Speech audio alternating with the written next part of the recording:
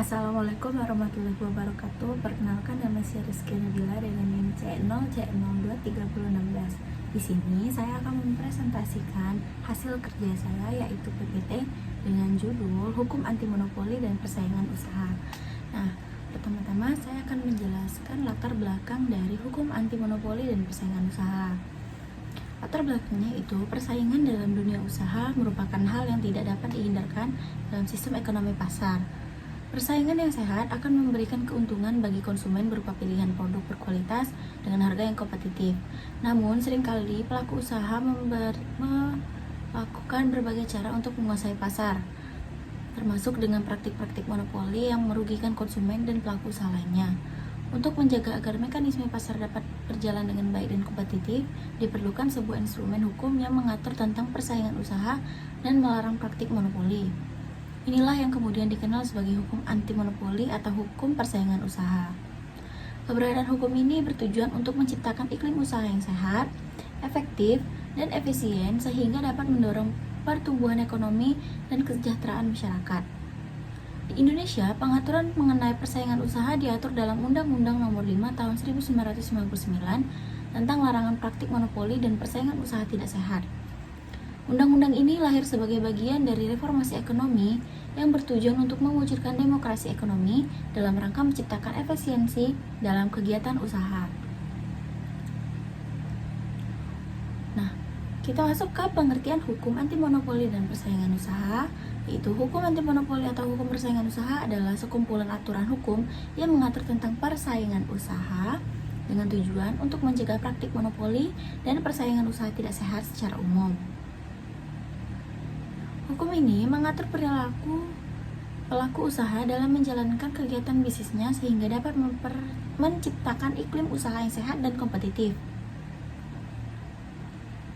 Secara perkembangan hukum anti monopoli. Hukum anti monopoli pertama kali muncul di Amerika Serikat pada akhir abad ke-19 dengan diundangkannya Sherman Antitrust Act pada tahun 1890. Undang-undang ini dibuat sebagai respon terhadap konsolidasi kekuatan ekonomi oleh trust atau kartel sebagai Standard Oil Trust dan American Tobacco Company yang menguasai pasar minyak dan tembakau.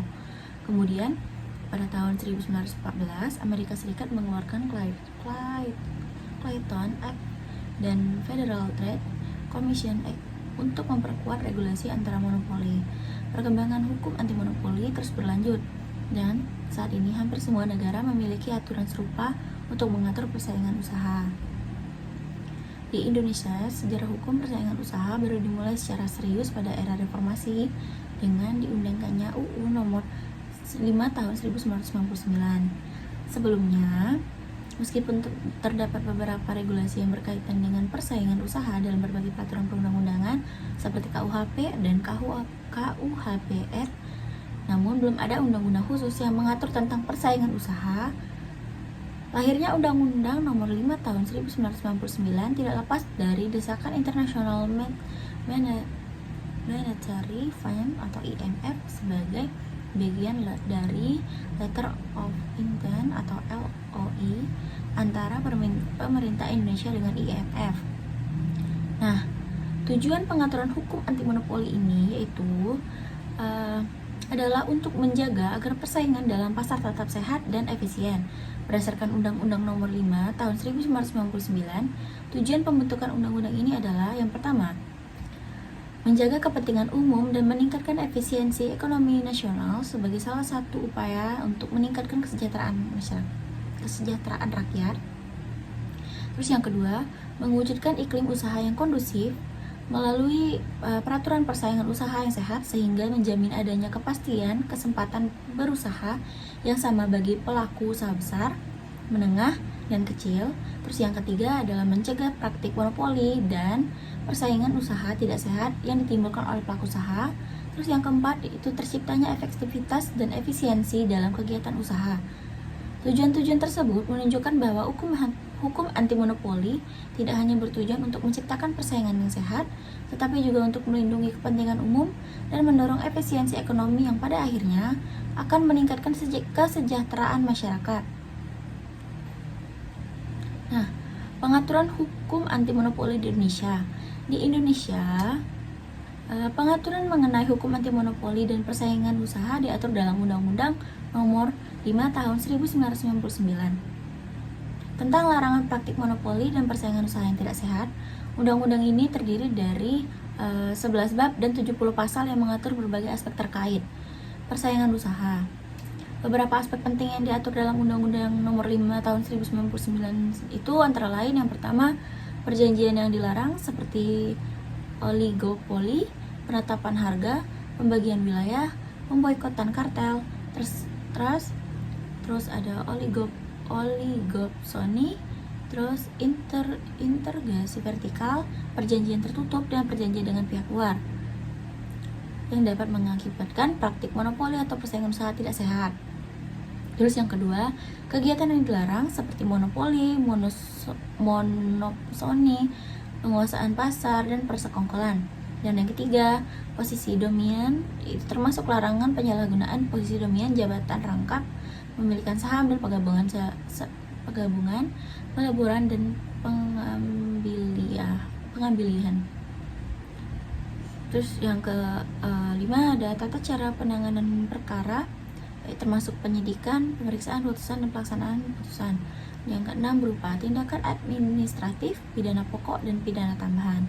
Nah, jadi kesimpulan dari materi hukum anti monopoli dan persaingan usaha ini adalah hukum anti monopoli dan persaingan usaha itu merupakan instrumen penting dalam menciptakan sistem ekonomi pasar yang sehat dan efisien. Di Indonesia, pengaturan mengenai hal ini tertuang dalam Undang-Undang Nomor 5 Tahun 1999 tentang larangan praktik monopoli dan persaingan usaha tidak sehat yang bertujuan untuk mencegah praktik monopoli dan persaingan usaha tidak sehat serta menciptakan iklim usaha yang kondusif.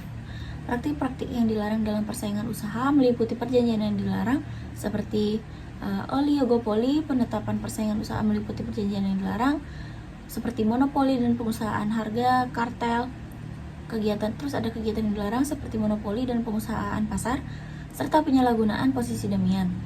KPPU sebagai lembaga independen memiliki peran penting dalam mengawasi pelaksanaan Undang-Undang Nomor 5 Tahun 1999 dan menegakkan hukum persaingan usaha di Indonesia dibandingkan dengan negara lain.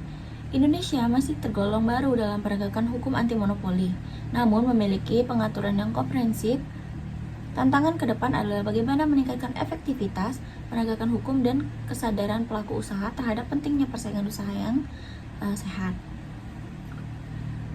Baik, sekian presentasi dari saya. Bila ada salah kata, saya mohon maaf. Wassalamualaikum warahmatullahi wabarakatuh.